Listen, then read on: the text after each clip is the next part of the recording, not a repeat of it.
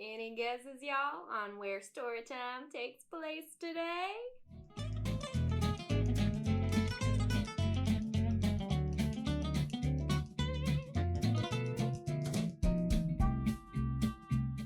Hello! Welcome to Crime Charcuterie. I'm Tab Macarie, and on Thursdays we get together, we talk true crime, and we pair it with deliciously themed charcuterie boards. So, you like murder? You like true crime? You like cheese? Cheese.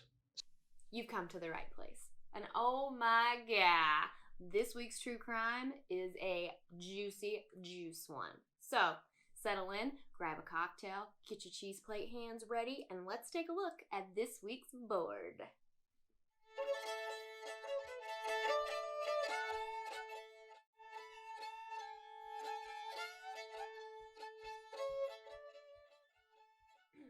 Could I have made it any more obvious where our true crime takes place today? We've got KFC, fried chicken, Kentucky bourbon with Woodford infused cherries, 2 years infused. Yeah, we're gonna feel really good by the end of this. You've got sharp, extra sharp cheddar cheese. You've got some seriously seasoned pimento cheese, a pickle for extra crunch, homemade mini apple pie, and some red hot candies just to spice things up a little bit. If you guessed that today we're settling in for a story time set in Kentucky, you'd be right. Don't know what gave it away. This board I had particular fun with. If you follow me on Instagram, I had asked recently for ideas on what cheese y'all thought would pair awesomely with fried chicken, and no one disappointed with their answers. There was a resounding winner here. Sharp cheddar cheese. I also got a suggestion for spicy pimento dip. So, without further ado, let's get into it. I feel like starting with a pickle is never a bad idea. Get your mind out of the gutter, okay? Penis jokes are welcome here, but, let's get through the whole board first. While everything on this board is living together in perfect harmony, that is the total opposite of the little love story we're going to be talking about today. Today's true crime, we're covering one that I didn't know about, and it's a big one. Do you ever stumble across a true crime that is so juicy, but you had no idea happened? You had no idea about? You go through two emotions, right? First is like giddy, excited, totally nerding out, totally geeking out, like, oh my gosh, I have to dive into this. It's just too juicy not to. I'm excited, something new. I've seen everything else. And then the other half of you is like instantly ashamed. I'm supposed to be this true crime addict, and I didn't know this big story. Who even am I? You should be ashamed of yourself. So this one is about the first FBI murderer that we know of. And we're going back to the 80s for this. This is the story of Susan Smith and Mark Putnam. No. Not that Susan Smith. She enraged the nation when she lied that her two little boys had been kidnapped. Now Susan Smith stands convicted of murdering her two sons. No. Susan Daniel Smith. I found out about this because I saw an ad for a new movie coming out. And so it had Khaleesi in it, Emilia Clarke, and that's my girl. I love everything she's in, for the most part. Out of curiosity, I go and I look for the trailer to the movie, and in the Google search bar, True Story popped up. So it caught me. I got excited. I'm like, True Story, what? What? Give me the juice. It's never going to stop being the juice. So I look it up, and it is. It's a true story. The movie itself is full of all this drama, and it's like, I start digging into things, and I'm like, the movie didn't have to Hollywoodize anything or embellish anything, because the true story alone is absolutely bananas. Oh yeah. Y'all were right about that extra sharp cheddar. Yes. Susan Daniel Smith, born 1961 in West Virginia. And here's a really fun fact about her. Her mom was a McCoy, and her dad was a Hatfield, both descendants of the families. If you know, you know. Hatfield and McCoys, I mean, just total rivalry. Like the rivalry to beat all rivalries in history. That's just a cool little nugget. It's also, depending on how you look at it, how Susan's life would go. Not just towards the end, but just throughout the whole thing. It was just, her life was like the Hatfield and McCoys, complicated, conflicted, full of drama. Though she was born in West Virginia, the 7th of 9 kids, her daddy was a coal miner, but he lost his job, and so they had to move to where work was. That landed them in Pikeville, Kentucky. Population 6,810. When this story takes place, back in the 80s, it was probably way less than that. All to say, it's a small southern town where everybody knows everybody's business. I'm saying this is the South, and we're proud of our crazy people.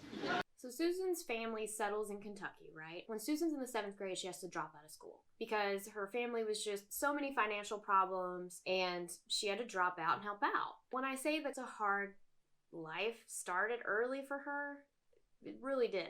After she dropped out, she's working all the time, helping her family out, and she begins to get into drugs. Meth, heroin. And as she was growing up, Susan was described as she was really sociable. She was very outspoken. She couldn't keep a secret to save her life, but she was still really kind and polite. She loved to read. She loved to be out and doing things. And she really was someone who loved to daydream and fantasize about getting out of this small town, just poor life.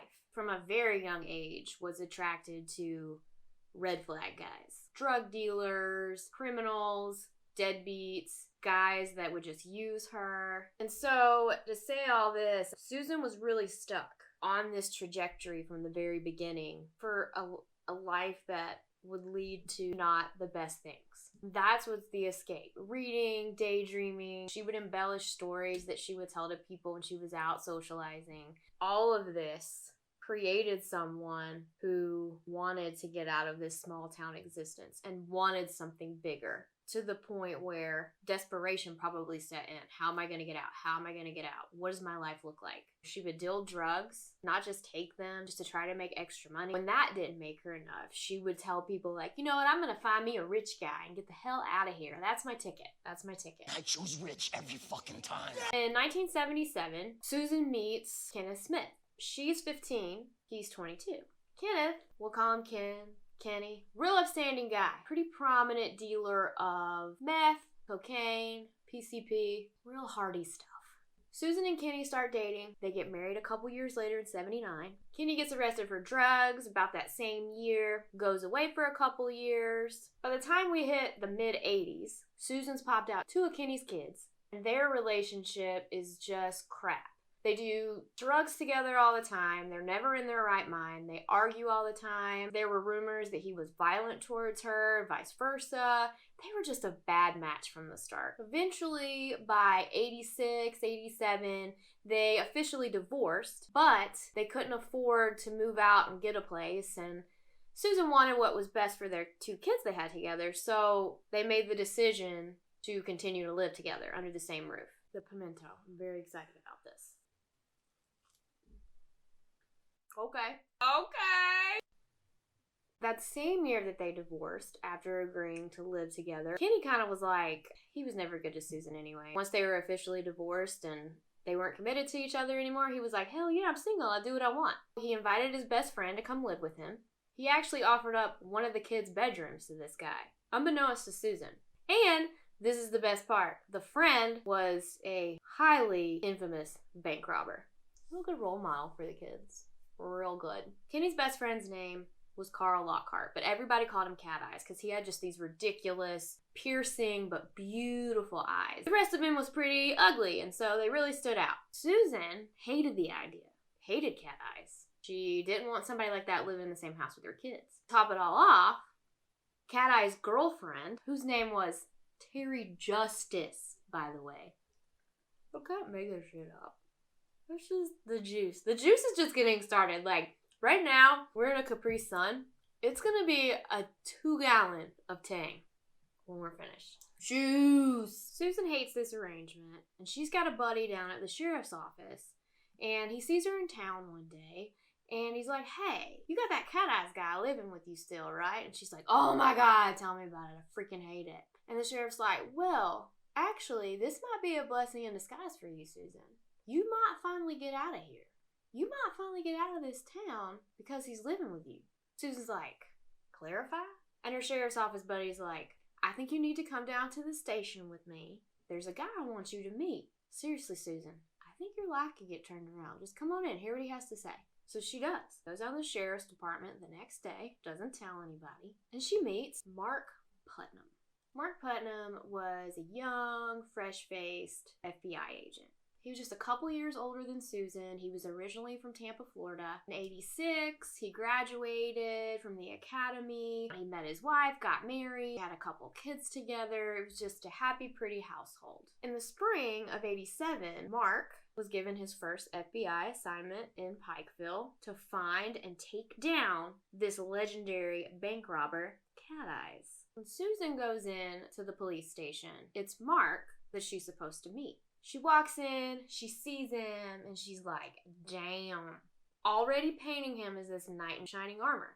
He was kind to her, he was funny. When she said something, he listened. She just had this string of bad guys that she'd always been with, including her ex-husband, baby daddy. Mark was the first guy that even just within meeting treated her with respect. And he was a pretty good looking guy. So, you know, that fantasy mind of Susan's is just whirring before she even hears what this meeting is all about. Mark tells Susan, listen, I know Cat Eyes is living under your roof. What would you say to being an informant for me to help me take this guy down? Susan's a little nervous. She's like, ooh, this feels like it's dangerous. And then she remembers that, just that morning before she came down to the sheriff's department, she found a shotgun, one of Cat Eyes, under her kid's bed. Just thinking about the danger under her roof, she was like, okay, I'll at least listen. Mark tells her, you help me out, and there is thousands of dollars in it for you. Thousands of dollars. That's life-changing money for Susan. Life-changing. She can finally take her kids and get the hell out of Dodge, which is what she's always wanted. Start over, start a beautiful life somewhere. So it's like, boom, it's a no-brainer. She's doing it. Right away, after Susan had agreed to this, she's on informant duty. She goes home. She starts immediately. She would gather as much intel, she would try to eavesdrop on conversations. She would try to casually ask her ex-husband about what was going on with Cat Eyes. She would pretend every morning to go for a jog. And what she was really doing was meeting her boo Mark in his fancy white Charger in the middle of the woods and giving him the intel that she'd gotten. Now, as this is happening, spring turns into summer, turns into fall. The year goes on slowly, and Mark and Susan are meeting all the time. She even met Mark's wife at one point, Mark's wife, Kathy, had a troubled upbringing herself. She kind of took Susan under her wing and wanted to help encourage her to get out of the town and better her and her kids' lives. Susan got really lucky with a lot of the intel that she was getting because Cat Eyes would just talk freely about whatever. Part of this probably has to do with the fact that Cat Eyes actually had a bit of a crush, ironically enough, on Susan. He would flirt with her, just catcall her, and of course, Terry, his girlfriend, was not a big fan of this. So from the very beginning of them moving in to Susan's house, Terry just always had it out for Susan, obviously, because her man couldn't stop making goo-goo eyes at Susan. So nobody is shy about talking about the crimes they want to commit or what crimes they have committed. I mean, Cat Eyes is just blah, blah, blah, blah, blah, blah. Feeling like he's in a safe space. And then one day, at the end of '87 in December, Susan just happens to be around the corner in the kitchen when at the dining room table, Cat Eyes is talking to Kenny, and he's actually planning his next bank robbery in town at the kitchen table. It was enough at this point that Susan went back to Mark and she's like, this is the information, this is the bank that he's gonna hit next. Bam, we got him. And they did. They got him. And it was kind of cool how they did it. Mark put out like this secret correspondence to all the banks in town and was like, we're going to rig all of your stacks of cash with this red dust. If you get robbed, when he leaves, when Cat Eye leaves and he opens the bag, it's just going to puff him in the face with this red dye. Of course, it worked. Cat Eyes tries to run away after robbing one of the banks, but to no avail. Mark catches him, brings him in. This was a really big deal because this was the first case that Mark was on, and he nailed it. Even for small town Pikeville, Kentucky, the bank robberies had been going on a while. Cat Eyes was into a lot of stuff, so he was a notorious criminal. Taking him down was just clout for Mark's career. After Cat Eyes is arrested, Susan receives $5,000 for being an informant. And today that would equal around $11,000, $12,000. So that's enough. That's, again, life-changing money. She can take her kids and get the hell out of town. But first, she has to testify as an informant. She's scared to death to do this at first, right? Because she doesn't want anybody to know that she was the chattel. She did it. She knocked everybody out. But Mark's like, hey, like, this was part of the deal. She works up the courage because she really wants the money for better her life, better her kids' life. So she goes in, she testifies in court in front of everybody. I mean, Cat Eyes is obviously there. His girlfriend, Terry, Justice. No more justice. Everybody on Cat Eye's side is there. Like basically everybody in town, in that small little town, is there witnessing that Susan is the narc. So she goes home after testifying. She's got this big wad of cash in her pocket. She starts packing things up, packing her kids' things up. Her ex-husband, Kenny, walks in, just beats her down, threatens her, tells her, you know, if you're gonna live here and you want me to protect you and the kids and not kill you myself for being a narc, you're gonna give me that money that they paid you. Backed her into a corner, took all of her money, everything. And now she was in danger. I mean, Kenny's not going to protect her. She's not home 24 hours before Cat Eye's sister comes to town and beats the hell out of her. And that was before Cat Eye even got his sentence. So Cat Eyes goes to jail. Mark gets a new assignment. It is to go after this local chop shop. Bunch of really violent guys doing a bunch of shady dealings. So that's his latest gig. Susan, meanwhile, is still calling Mark, still stopping by the sheriff's office. You know, like how my boob was trying to eat my necklace back there? Yeah. She hungry. She's still calling Mark, just asking him, do you need more informant work? And he's like, nah, Susan, I'm really busy on this chop shop case. So she starts to spend her time, now that Cat Eyes is in jail, going around town, going out to the bars, having a good time, and she's going out and socializing social settings like this, loudly bragging and talking about her life as an informant. She's given all the deets on what she had to do to get information, to put Cat Eyes away, who she had to narc on, like her whole process. Then she starts spouting off this stuff like, oh yeah, I'm a big deal informant for like this gang out of Chicago, and just on and on and on. This was Susan's personality. She had a flair for drama. She loved to embellish, loved to tell a good story. But the problem with this, obviously, is, oh, Susan, the whole town is like, what, 10 people? And they're all on Cat Eye's side. They're all buying their drugs from him, and now he's gone. Oh my God. So you're asking to get your ass kicked. You're asking to be murdered. You're asking for trouble, Susan. Big time. I can't figure out why she would do this. Like, yes, like you could, of course, say for the first time in her life, like she got to feel important. She was a part of something big. She made a difference. But that's not enough. That's not enough to say, oh yeah, I get it. No, you have kids, Susan. Like, what are you thinking? And oh, best you believe, it catches up with her. Yeah. Oh yeah. Talking one night at a bar. Guess who shows up? Good old Terry Justice. Terry's there to deliver some news. From Cat Eyes, which basically translates into, girl, I've been waiting to do this a long time. I'm about to beat your ass. And she does. She's throwing her on tables out in the parking lot. I mean, it's really, really bad. Susan goes home and she's really distraught. She calls Mark at home. His wife answers. And something about Susan's tone, the way she was upset, something in her voice, and probably Mark's wife, Kathy's gut, told her, wow, there is something going on here. So when Susan asked to talk to Mark, Kathy was like, nah, he's not around right now. She confronts Mark. She's like, you want to tell me anything about this? And Mark's like, no. You know that Susan's dramatic. She's probably just turning something into a bigger deal than it is. I'll take care of this tomorrow at the station. Kathy's like, okay, Mark. Sure, Mark. She knows.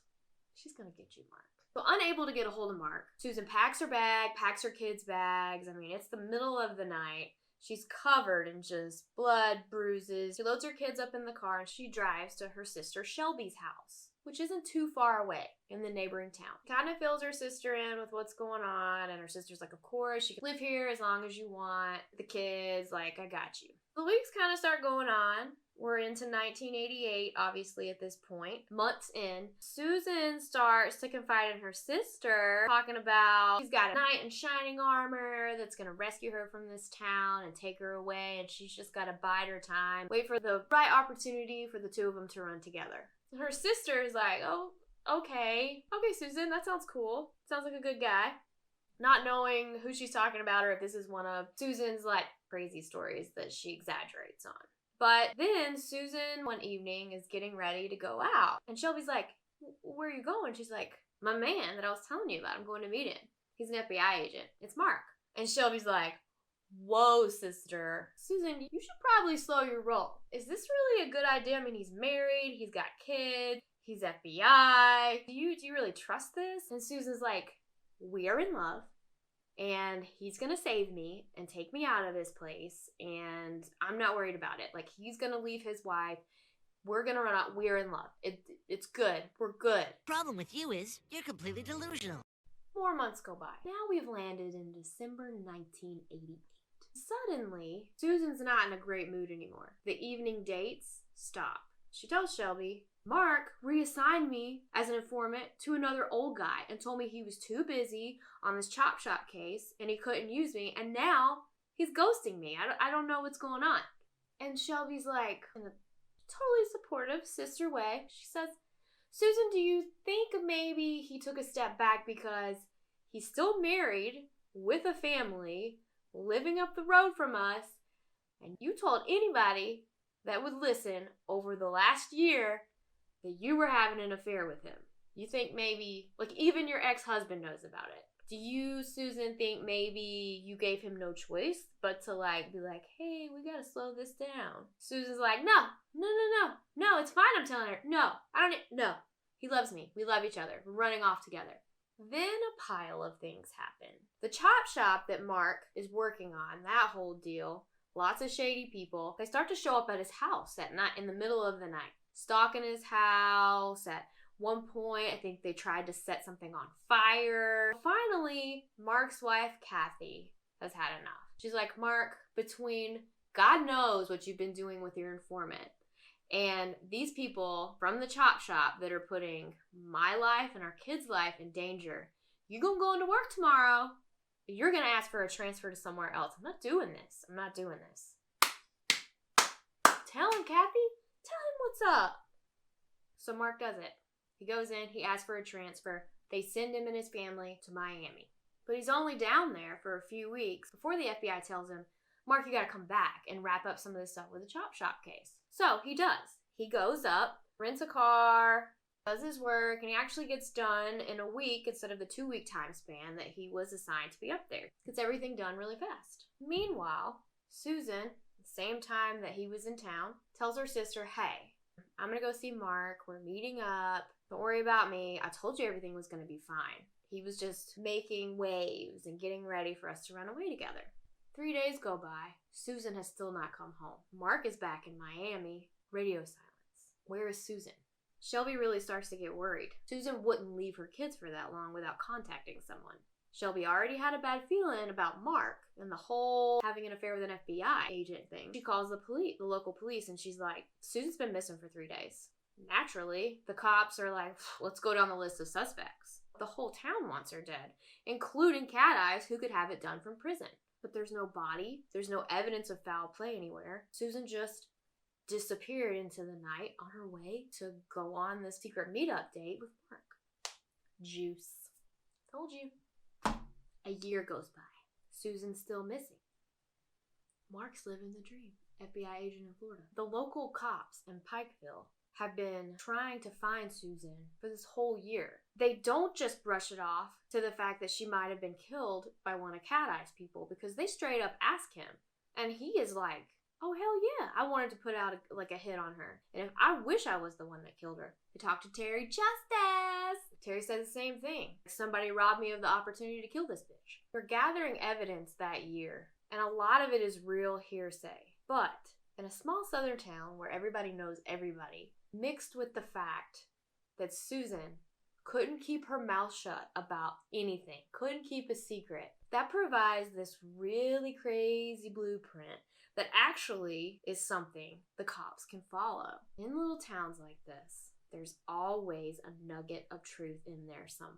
And the cops just couldn't ignore the fact that Susan was popping off at the mouth about how she was having an affair with Mark. They wanted to interview Mark right away, right after Susan disappeared. But he's FBI.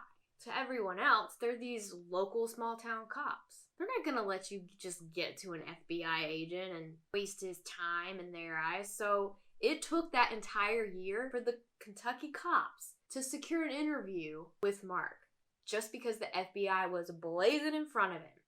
So Mike flies up from Miami to Pikeville to do an interview with the cops finally. He walks in, and some of the cops that recognize Mark from when he worked there before are like, who is this guy? He was real fidgety. He'd lost tons of weight, had a lot of nervous tics, like scratching, and just like, he was kind of all over the place, nervous and jittery. Just looked like he'd been sick. So they ask him, Mark, we've been trying to track you down for a year now to help us find Susan. And Mark, one of the first things he says is, there's a lot of people that were out for her because of cat eyes. They're like, oh yeah, we know. We want to touch all our bases and check everybody off. You know how this goes, Mark. You're FBI, So Mark starts spinning this tale about how he was nice to Susan, he was kind to her, respectful. She helped him, crack this case. He was really grateful to her. He did the best he could to protect her after she was no longer an informant. And he said, I think she might have had a little crush on me, but I'm married, have a beautiful family. It's just Susan being Susan around me. Like, I don't know what to tell you about the rumors. Like, that's just, you guys know that that's just how she was. The Kentucky cops, they let Mark finish. Let him spin his tale about how Susan was basically the crazy psycho that had a crush on him and wouldn't leave him alone, and he had no part in it. It's such a rare thing to hear guys say that about a woman, Crazy. They let him finish. After he's done, the Kentucky cops say, hey Mark, we found this receipt from when you were here last year, same time that Susan went missing, and it was for a rental car. You originally rented it for 2 weeks because I think that's the time you needed to wrap up this chop shop case. But the thing that's weird is you turned it in a week early and the windshield was all busted up. Front windshield was all busted up. And you said that a piece of coal had fallen off a truck in front of you and hit your windshield, and that's how it had broken. We looked around at that windshield situation a little more, Mark, and that whole story is just not possible. Mark is real nervous. And he's like, oh, no, you know what? I told that story because I was embarrassed of what really happened. He said he was trying to close up some paint cans in his garage before he left Miami. He'd somehow hurt himself really bad, and he was just frustrated and pissed off that he'd done that, and so he kicked the front windshield when he got in out of frustration. And they're like, okay, well, thanks for clearing that up, Mark. We have a couple more questions. They're just the standard questions, and then we'll let you go. Mark's like, okay, cool. So they ask him, you know how old Susan is? And Mark goes, Susan was 20. And then Mark just stops because he realizes he said was instead of is. And he just falls apart. The jig is up. They immediately, because of this slip up, take Mark to take a polygraph test. He obviously agrees to. Mark fails this thing spectacularly. Kentucky cops bring Mark back in the interrogation room and they tell him, Mark, it's time for you to start telling us the truth, man. Mark says, okay, you're right. I'm going to go call my wife, Kathy, first. Calls Kathy. He's like, right off the bat, Kath, I just want to let you know what's going on. I was sleeping with Susan. Kathy is so pissed off, she, woman after my own heart, uses some serious snarky sarcasm to respond to him. Oh, okay. Well, did you kill her too, Mark? Mark doesn't take the bait on the sarcasm because he is just tunnel vision on what is about to happen to him. And he answers her seriously and he's like, yep. Mark ends the call, goes back into the room with the Kentucky cops. He knows how the system works. So he sits down and he's like, I will tell you everything. I will tell you where the body is, but I'm not doing any of that until you give me a deal. I want the minimum sentence And I do not want to go to a state prison. I want to go to a federal prison. Because being an FBI agent, they would tear him apart, obviously, if he wasn't in a federal prison. What a shit deal. But they needed her body. They needed the confession. They agreed to it. Mark goes into his full Juicy Juice confession, which we can take with a grain of salt. Much like Susan's embellishments on her informant career, there's a nugget of truth into what Mark says, and then the rest we'll never know, because Susan's not here. Mark says he had sex with Susan 2 to 3 times. It was unprotected every time. Mark tells the cops he and Susan started with innocent flirtation. It was mainly her coming onto him. Of course it was, Mark. You're so noble. He was attracted to her, but he just tried to keep it professional. But he felt bad for her, and so he started developing this affection towards her. He wanted to take care of her because she had such a rough life. He just, got caught up in it. I just want to remind everybody that they met in 87. In the spring of 87, and Mark didn't actually leave until the end of 1988. Mark goes on to say that they only had sex 2 to 3 times in almost 2 years. It got to the point that after the informant case was done, Mark says that he didn't want to continue it anymore. He had to put Susan as an informant on another case because she kept calling his home. She kept showing up at the precinct. He just tried as much as he could to stop it happening. He left and went to Miami, didn't really talk to her. When he came back to wrap up the chop shop case, Susan wanted to see him. She had something to tell him. So they met up late one night, middle of nowhere, in his rental car. And Susan's like, I've been trying to call you in Miami because I got something to tell you. I'm pregnant. It's your baby. Mark loses his mind. At first he's like, no, there's no way. Even though he knows. Yes, way. He tells the cops, he's like, okay, so I turned the tables and I was like, Susan, have the baby, but me and Kathy will adopt it and raise it as our own. And Susan lost her damn mind because of course she did. No, you've been making all these promises to take me out of this town, telling me you love me, all this jazz. Now you just want to not only take my heart and step on it, you want to take my baby, take everything from my life and leave me here. So they get into a nasty fight in the car. And Mark tells the cops, like, she was threatening to tell everyone, and I was trying to reason with her. You can't do this, like, you'll ruin my career. I worked so hard for this. I'll be finished. FBI agents can't sleep with informants. And he said the arguing just got so out of control, he just blacked out, and he strangled her to death in the car. He put Susan in the boot of his car, went back to where he was staying, waited until the next morning, and then took her out to this ravine-type ditch area to dump her body. Naked. He didn't explain the naked part. Was it for evidence, or did they screw before he killed her? We'll never know. Susan's not around to tell us. After the confession, a pretty fast, swift sentencing for Mark. He gets 16 years in a federal prison for murdering his lover and his unborn child. Mark Putnam actually got out of prison for good behavior after 10 years, and now he lives in Florida and works as a personal trainer. Where is Terry Justice when we need her? Kathy, to my big shock, actually stayed with Mark, but I don't think that that's what's telling about the whole thing. Because about 8 years after Mark went to prison, Kathy actually sadly passed away from organ failure due to alcoholism. She may have stayed with him, and maybe it was for the sake of their kids, but she was drowning in the bottle. And thus ends the story of the first FBI agent to ever be convicted of murder. Did he regret it? Was Mark an upstanding guy like everybody painted him out to be? Was it a moment of lost control that he had and desperation because he'd made so many mistakes that there was no getting out alive for him if Susan was alive? Was Susan, as she had told her sister and so many others, was she telling mostly the truth that Mark told her he loved her and he was going to take her away and made these false promises to change her life, rescue her from the tough existence that she'd been trapped in her entire 27 short years she was here on this earth? I don't know. What do you think? He's still a murderer. He still killed, he still strangled his mistress and his unborn child. I don't think you could have always been an upstanding guy if you can actually do that. I don't care if you black out in anger or desperation. Did you guys know about this case? Have you seen the movie Above Suspicion? Did you like it? Was it good? Was it true to this raunchy, sex, drug-fueled story?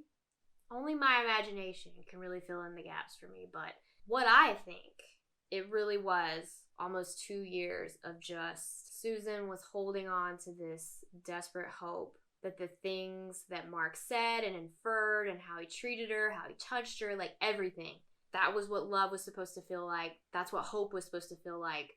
And whether she was dramatic about it or she went overboard with running her mouth or whatever mistakes she made, that was her reality. And I think that Mark was just poking the pie. Just poking the pie. Poking the pie. Maybe it started out because he was a nice guy and he felt for her, but I call baby back bullshit on that. Baby back bullshit. That's story time for this week. Thanks for hanging out with me. Till next time, curd nerds. I hope you got your fill of cheese. Remember, statistically speaking, there are 50 serial killers at large today. Maybe some of them are FBI agents. I don't know. Don't come for me, FBI agent that listens to me on my phone and all my smart home devices. Watch out. Take care of yourselves. Murder!